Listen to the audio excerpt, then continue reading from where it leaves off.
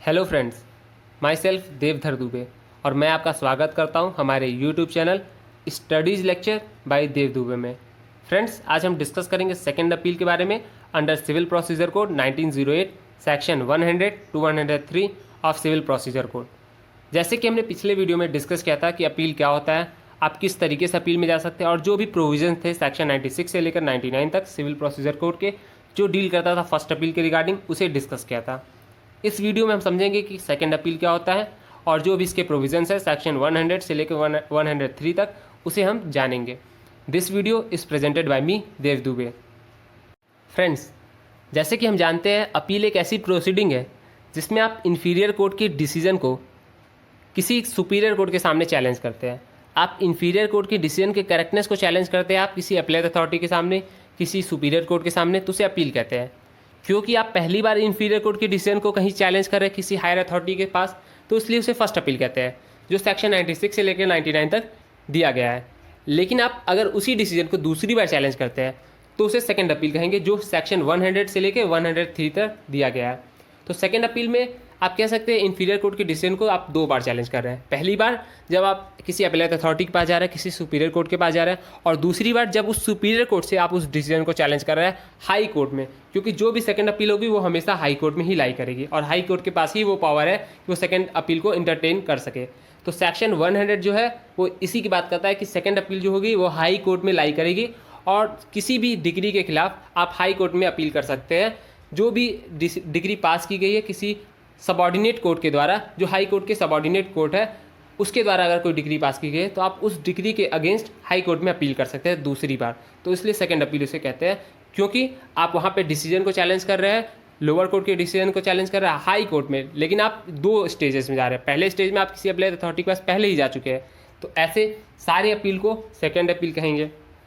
साथ ही साथ अगर हाई कोर्ट को लगता है कि ऐसे जो भी आप डिग्री में आप अपील में जा रहे हैं, आप किसी भी डिग्री के अगेंस्ट जो अपील में जा रहे हैं उसमें कोई substantial question of law arise हो रहा है, यानी किसी एक्ट को, किसी ऑर्डिनेंस को, किसी रेगुलेशन को, किसी प्रोविज़न को लॉ के चैलेंज किया गया है, या फिर किसी ऐसे प्रोविज़न, एक्ट, ऑर्डिनेंस को कोर्ट के नज़र में लगता है ये इनऑपरेटिव है या फिर इलीगल है, अनकॉन्स्टिट्यूशनल है, तो अगर ऐसा कोई क्वेश्चन अराइज होता है तो ऐसे सारे क्वेश्चन को सॉल्व करने के लिए हाई कोर्ट सेकंड अपील को एक्सेप्ट करेगा और उस पर अपना डिसीजन देगा। हियरिंग के बाद पूरे केस को सुनेगा और उस पर जो भी अप्रोप्रिएट ऑर्डर होगा वो पास करेगा। तो इस तरीके से आप सेकंड अपील में जा सकते हैं। सेकंड अपील उन ऑर्डरों के खिलाफ भी होता है जो एक्स पार्टी ऑर्डर होते हैं, यानी आपके खिलाफ एक्स पार्टी ऑर्डर हुआ लोअर कोर्ट के द्वारा, आप अपील में गए पहली बार, तो जो अपीलेट अथॉरिटी थी उसने उस ऑर्डर को कंटिन्यू रखा, तो आप सेकंड अपील में भी जा सकते हैं हाई कोर्ट में उस एक्स पार्टी ऑर्डर के द्वारा कि मैं किन्हीं कारणवश मौजूद नहीं रह पाया था कोर्ट में, कोई ऐसी स्पेशल सर्कमस्टांसेस बताते हुए आप उस एक्स पार्टी ऑर्डर को सेट असाइड भी करा सकते हैं और आप इसके खिलाफ भी हाई कोर्ट में अपील में जा सकते हैं। तो 100 जो सेक्शन है इसकी भी बात करता है कि ऐसी अपील एक्स पार्टी ऑर्डर से भी हो सकती है। साथ ही साथ जब आप ऐसी अपील करते हैं तो सेक्शन 100 बताता है कि एक मेमोरेंडम तैयार करने की आपको आवश्यक है, यानी आप एक मेमोरेंडम को तैयार करेंगे कि आप किसी एक डॉक्यूमेंट को लेके जाएंगे अपील करने के लिए कोर्ट के सामने, और उसमें जो भी केस का फैक्ट है उसे बताएंगे, प्रिसाइजली एकदम डिटेल में बताएंगे जो भी फैक्ट होंगे, ठीक है। साथ ही साथ सब्सटेंशियल क्वेश्चन ऑफ लॉ जो अराइज हो रहा है उसे भी उस मेमोरेंडम में लिखेंगे। आप उस डॉक्यूमेंट में लिख कर ले जाएंगे कि क्या केस के फैक्ट है, क्या substantial question of law arise हो रहा है जिसके कारण आपने सेकेंड अपील किया है हाई कोर्ट में। साथ ही साथ जब ये मेमोरेंडम हाई कोर्ट के पास पहुँचेगा तो हाई कोर्ट उस मेमोरेंडम को एक्सेप्ट करेगा, उसको पढ़ेगा और उस पर रिगार्डिंग जो भी लीगल क्वेश्चन अराइज हो रहा है, जो भी इश्यूज़ होते हैं, जैसे कोर्ट इश्यूज फ्रेम करता है तो उस तरीके से हाई कोर्ट कुछ क्वेश्चन को फ्रेम करेगा। उन्हीं क्वेश्चन पर सारी बहस हाई कोर्ट में होगी और हाई कोर्ट जो भी अपील होगा वो उन्हीं क्वेश्चन पर, मतलब जो इंक्वायरीज होती है उसे करके, जो बहस होता है उसे करके, उन्हीं क्वेश्चन के अकॉर्डिंग ही अपना डिसीजन कर सकता है। लेकिन कोर्ट के पास ये पावर है कि वो किसी अदर क्वेश्चन पर भी बहस कर सकता है हाई कोर्ट में। तो हाई कोर्ट के पास बहुत ही वाइड पावर है कि वो किसी भी क्वेश्चन पर चाहे तो बहस सुन सकता है, लेकिन जनरली वो फॉर्मुलेट करता है क्वेश्चन और उसी के बेसिस पर, उसी क्वेश्चन पर वो बहस करता है और उसी क्वेश्चन को डिसाइड करते हुए अपना डिसीजन देता है सेकेंड अपील में। सेक्शन 100A जो है वो ये बात करता है कि अगर कोई ऐसा डिसीजन हाई कोर्ट के सिंगल बेंच के द्वारा दिया गया है, यानी हाई कोर्ट में कोई सिंगल जज भी अगर बेंच में बैठा और उसने अपील में गया और उसने कोई डिसीजन दे दिया, सेकंड अपील का डिसीजन दे दिया, तो ऐसे केसेस में आप फर्दर अपील में नहीं जा सकते। यानी अगर कोई सिंगल बेंच जज भी डिसीजन दे रहा है हाई कोर्ट का, तो आप फर्दर अपील में नहीं जा सकते, क्योंकि अगर आपको फर्दर अपील में जाने का मौका दे दिया जाए तो एक तरीके से वो तीसरी अपील होगी। ठीक है, तो तीसरी अपील यहाँ पर लॉ के द्वारा प्रोत्साहित नहीं की जाती कि बहुत टाइम कंज्यूमिंग हो जाएगा, 2 अपील सफिशिएंट होती है। ये मानते हुए लॉ ने बार कर रखा है कि अगर आप के द्वारा आपके डिसीजन दे दिया गया सिंगल बेंच के द्वारा भी हाई कोर्ट के, तो आप फर्दर अपील में नहीं जा सकते। सेक्शन 100A इसी की बात करता है।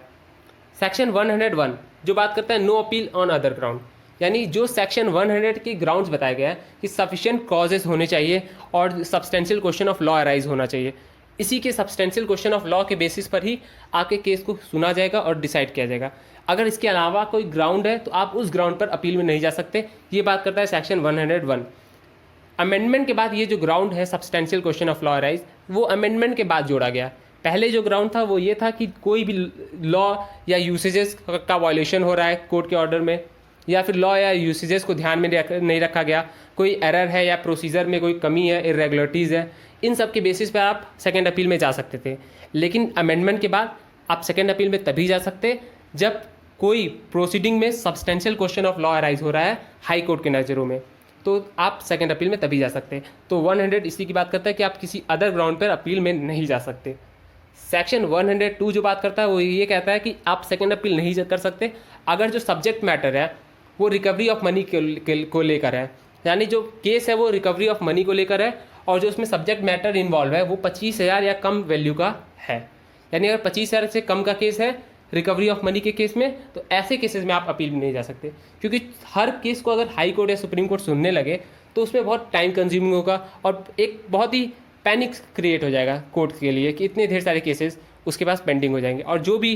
कोर्ट डिसीजन दे रहा है, ठीक है, उसे एक्सेप्ट कर लेना चाहिए अगर छोटे मोटे केसेस है, क्योंकि आप झूठ में ही कोर्ट का बर्डन बढ़ाए ना। इसको देखते हुए ये प्रोविज़न रखा गया है कि आप कोर्ट का बर्डन ना बढ़ाए। अगर 25,000 से कम का मामला है रिकवरी ऑफ मनी के केस में, तो आप वहाँ पर सेकेंड अपील में ना जाए। जो भी अप्लाइड अथॉरिटी के डिसीजन है उसे माने और उसका कंप्लायंस करें। सेक्शन 103 बात करता है power of high court to determine issues of fact,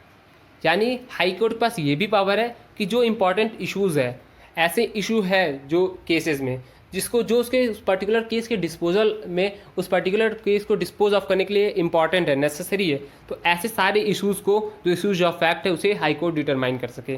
जिस इश्यूज़ को कोर्ट ने, जो लोअर कोर्ट थी या फिर जो अप्लाइड अथॉरिटी थी हाई कोर्ट से पहले, उसने या तो रॉन्गली डिटरमाइन किया है, गलत तरीके से डिटरमाइन किया है, या फिर डिटरमाइन ही नहीं किया है, तो इन दोनों केसेस में कि अगर अप्लाइड अथॉरिटी या लोअर कोर्ट ने उस इशूज़ को डिटरमाइन ही नहीं किया है या फिर डिटरमाइन किया लेकिन गलत डिटरमाइन किया, तो ऐसे सारे केसेस में हाई कोर्ट के पास ये पावर है कि उस पर्टिकुलर इशूज़ ऑफ फैक्ट को डिटरमाइन कर सके जो केस के डिस्पोजल में नेसेसरी है। तो सेक्शन 103 इसकी बात करता है। तो इस पूरे वीडियो में हमने समझा कि सेकंड अपील होता क्या है, सेकंड अपील का प्रोविज़न क्या है, सेकंड अपील आप हाई कोर्ट में किस तरीके से जाते हैं और क्या क्या प्रोविजंस है, मेमोरेंडम कैसे क्रिएट करते हैं, मेमोरेंडम के बेसिस पे बहस होता है, उसके बाद सेकंड अपील या तो ग्रांट होता है या तो रिजेक्ट होता है। उसके अलावा आप फर्दर अपील में नहीं जा सकते सिंगल बेंच की डिसीजन के अगेंस्ट, या फिर आप अपील में नहीं जा सकते अगर substantial question of law involve नहीं हो रहा है। तो इन सब को हमने देखा इस पर्टिकुलर सेक्शन 100 से लेकर 103 तक CPC में। अगर आपको हमारा वीडियो पसंद आए तो प्लीज़ चैनल को सब्सक्राइब करें, लाइक करें, शेयर करें। Thank you. This is all from my side. Thank you.